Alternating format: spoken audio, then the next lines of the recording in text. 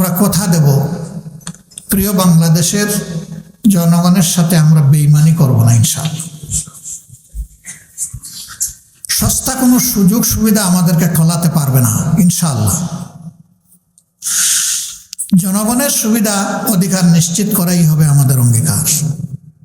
এবং বিশেষ করে টানা 54 বছর যন্ত্রণা সহ্য করার পর বা 53 বছর যন্ত্রণা সহ্য করার পর আমাদের যুব সমাজের নেতৃত্বে যে পরিবর্তন এসেছে, সেই যুব সমাজকে আমরা বুকে চিরতরে ধারণ করে রাখবো ইনশাআল্লাহ। তাদের আকাঙ্ক্ষাকে সম্মান করা, আকাঙ্ক্ষা বাস্তবায়নে কাজ করে যাওয়াই হবে আমাদের প্রধানতম কর্তব্য। তাদের আকাঙ্ক্ষা ভেরি সিম্পল, একটাই ছিল সেদিন বিজয়ী স্লোগান, উই ওয়ান্ট জাস্টিস। আমরা সকল ক্ষেত্রে সুবিচার চাই, আমরা কোথাও কোনো বৈষম্য চাই না। স্বজনপ্রীতি, দলপ্রীতি, গোষ্ঠীপ্রীতি, ব্যক্তিপ্রীতি, আত্মপ্রীতি, এই যুব সমাজ এটা দেখতে চায় না। আমরা যুব সমাজকে কথা দিয়েছি, তোমরা যা চাও আমাদের চাওয়াও তাই, তোমরা যা অপছন্দ করো আমরা তাই অপছন্দ করো, সুতরাং লড়ে যাব একসাথে ইনশাআল্লাহ।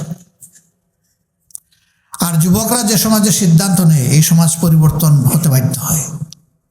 এমনকি নবী করিম সাল্লাল্লাহু আলাইহি সাল্লামেরও আন্দোলন কিন্তু যুব সমাজের ঘাড়ে ভর করেই সফল হয়েছিল।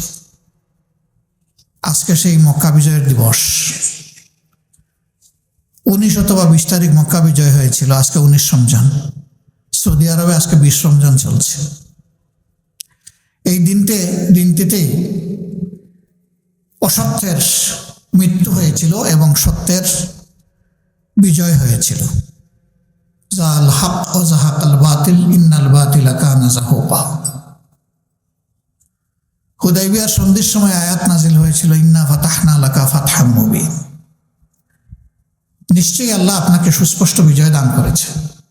মুমিনরা বুঝতেই পারছিলেন না যে এই বিজয়টা কিভাবে। সন্ধিটা কার্যত দৃশ্যমান ছিল অপমানজনক মুসলমানদের জন্য। একতরফা ফেভারিজম ছিল মক্কাবাসী কুরাইশদের জন্য। এই সন্ধির পরে সাহাবীদের কেউ কেউ আবেগে, কষ্টে, যন্ত্রণায় মাটিতে পড়ে কেঁদে কেঁদে গড়াগড়িও দিয়েছে। এটা মেনে নিতে পারছিলেন না। তারা বুঝতে পারেননি বিজয়ের সুসংবাদটা কিভাবে আসলো। কিন্তু না, 2 বছর অপেক্ষা করতে হয়নি। ওই মক্কার সাথে আর সন্ধি চুক্তিরও দরকার হয়নি। গোটা মক্কা আবাদ হওয়ার মাধ্যমে জাজিরাতুল আরব আবাদ হয়ে গিয়েছিল। বাংলাদেশও আবাদ হবে ইনশাআল্লাহ। ভালো মানুষের জন্য হবে, ভালো মানুষ গড়ার জন্য হবে। আজকে বিদগ্ধ রাজনীতিবিদ জীবনের একটা গুরুত্বপূর্ণ অধ্যায়ে তিনি চলে এসেছেন। কষ্ট নিয়ে বললেন যে আমরা কবে মানুষ হব। জীবনে খুব বেশি সিনেমা দেখার সুযোগ আমার হয়নি। স্বাধীনতার পর একটা সিনেমা দেখেছিলাম, আউট অফ কিউরিওসিটি, আবার তোরা মানুষ হ।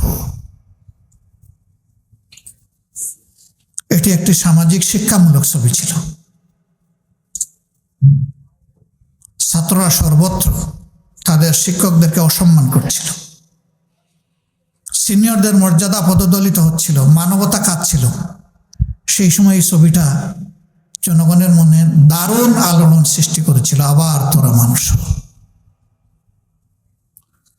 আজকে মনে হচ্ছে সেই ছবির বাস্তবতাও যেন চিৎকার দিয়ে বলছে, আবার তোরা মানুষ হ। আফসোস, আমরা যারা একসাথে সকলেই মজলুম ছিলাম, আজকে তাদের কাউকে দেখি তার সম্পূর্ণ ভিন্ন ভূমিকায় কাজ করতে। শিক্ষা কি আদৌ হবে না? তাহলে কি ইতিহাসের সেই সবকটাই বাস্তবায়ন হতে যাচ্ছে যে ইতিহাস থেকে কেউ শিক্ষা নেয় না? কিন্তু ইতিহাস কাউকে ছেড়ে কথা বলে না। History repeats itself. ইতিহাস বারবার কিন্তু ফিরে আসে, ঘুরে আসে। আমরা একটা স্থায়ী সমাধান চাই। এই স্থায়ী সমাধানের লক্ষ্যেই ফেসিবাদ, দুর্নীতিবাদ এবং চাঁদাবাজদের বিরুদ্ধে আমাদের লড়াই অব্যাহত থাকবে ইনশাআল্লাহ।